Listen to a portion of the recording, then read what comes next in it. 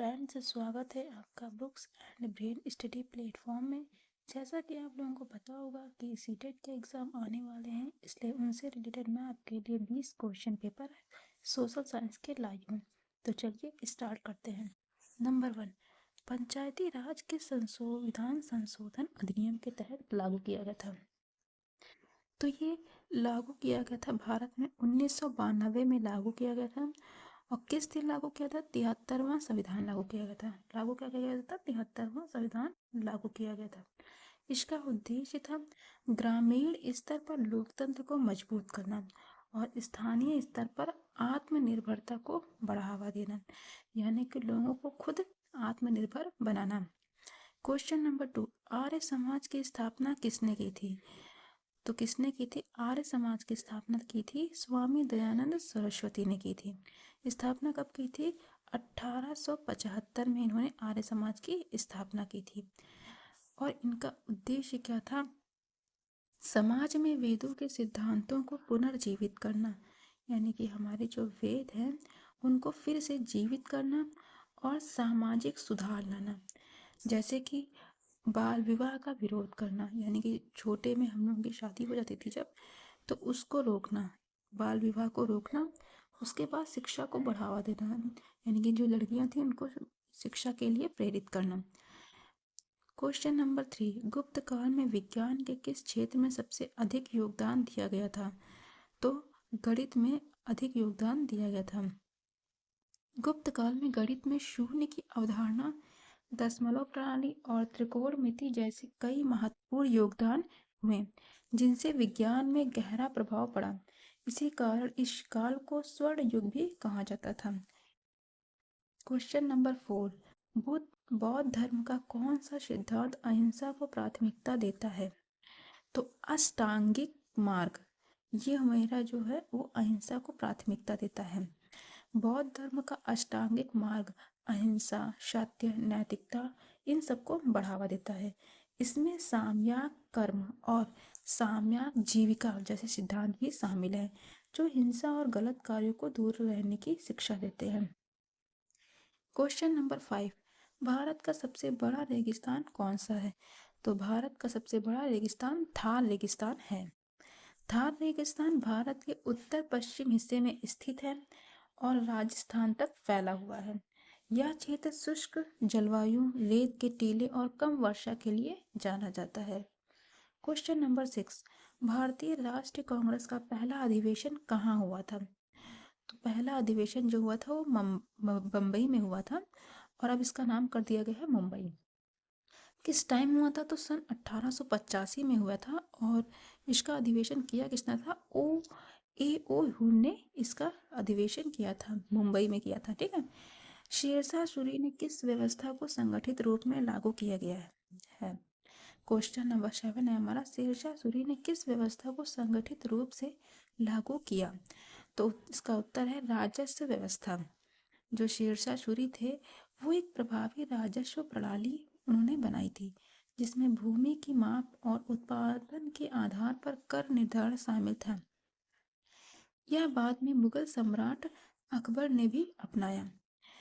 Question number 8, Bharat ने किस वर्ष स्वतंत्रता प्राप्त की थी? तो भारत ने 15 अगस्त 1947 को स्वतंत्रता प्राप्त की थी। यह दिन हर साल स्वतंत्रता दिवस के रूप में मनाया जाता है। क्वेश्चन नंबर 9, भारतीय संविधान सभा के अध्यक्ष कौन थे? तो भारतीय संविधान सभा के अध्यक्ष थे doctor Rajendra Prasad.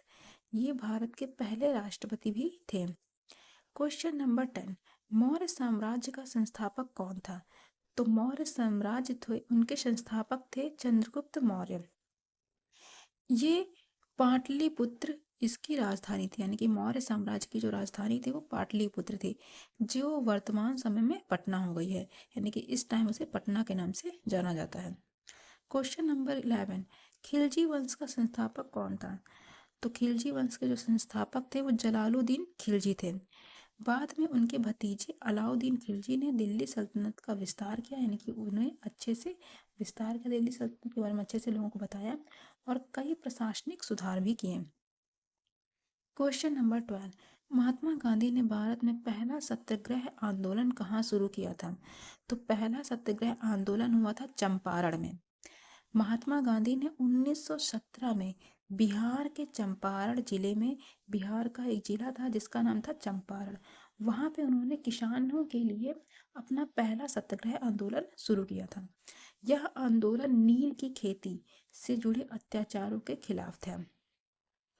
Question number 13, Rajya Sabha के एक सदस्य का कार्यकाल कितने वर्षों का होता है? तो जो राज्यसभा के सदस्य हैं उनका कार्यकाल 6 वर्षों का होता है। राज्यसभा में प्रत्येक सदस्य का जो कार्यकाल होता है वो 6 वर्षों का होता है, जिसमें हर 2 साल बाद 1/3 सदस्य सेवानिवृत्त होते हैं। क्वेश्चन नंबर 14, चंद्रगुप्त मौर्य ने जीवन के अंतिम समय में कौन सा धर्म अपनाया था? तो जब वो अंतिम समय में थे, यानी कि जब वो मरने वाले थे, तो उन्होंने जैन धर्म अपनाया था। श्रवण बेला गोला में तपस्या करते हुए चंद्रगुप्त मौर्य की डेथ हो गई थी, यानी कि उनका जीवन का अंत हो गया था। क्वेश्चन नंबर 15, भारतीय संविधान के भाग 6 का संबंध किससे है? तो इसका संबंध था पंचायतों से। ठीक है, संविधान के भाग में पंचायतों के गठन, उनकी शक्तियों और कार्यों का विवरण दिया गया है। यह ग्रामीण सुशासन को भी बढ़ावा देने के लिए है। क्वेश्चन नंबर 16, गौतम बुद्ध का जन्म कहाँ हुआ था?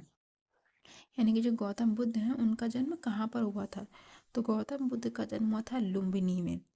और ये लुम्बिनी स्थित कहाँ थी? तो ये नेपाल में स्थित है, जो वर्तमान समय में नेपाल के नाम से जाना जाता है। यह बौद्ध धर्म के अनुयायी के लिए एक महत्वपूर्ण तीर्थ स्थल है, यानी कि जो बौद्ध धर्म है उनके लिए एक महत्वपूर्ण तीर्थ स्थल है। क्वेश्चन नंबर 17, मौर्य साम्राज्य का सबसे प्रसिद्ध शासक कौन था? तो मौर्य साम्राज्य का सबसे प्रसिद्ध शासक था अशोक। कलिंग युद्ध के बाद उन्होंने बौद्ध धर्म अपनाया। जब कलिंग युद्ध हो चुका था तभी उन्होंने, अशोक ने बौद्ध धर्म अपनाया था और शांति और अहिंसा का प्रचार किया था, यानी कि लोगों के अंदर शांति और अहिंसा का उन्होंने भाव डाला, प्रचार किया। क्वेश्चन नंबर 18, भीमराव अंबेडकर को किस कारण से संविधान सभा की ड्राफ्टिंग कमेटी का अध्यक्ष नियुक्त किया गया था?